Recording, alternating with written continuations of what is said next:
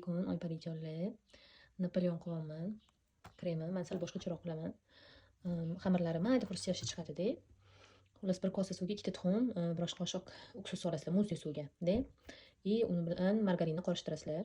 Qo'lda cho'rkadan chiqarasizlar, de. O'sha kosadagi tuxumni solib, xamir qilasizlar. Yengil qorasizlar, majaqlab tashlash shart emas. Xolodilnikka bir kunga qo'yasizlar.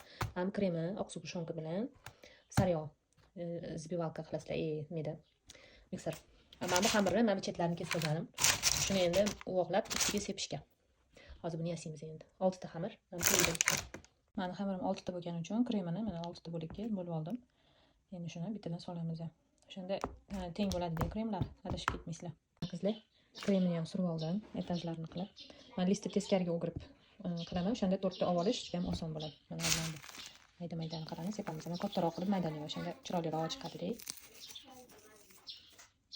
Mana tayyor Napoleonimiz. Mazasi vashi zo'r bo'ladi, qilib ko'ringlar.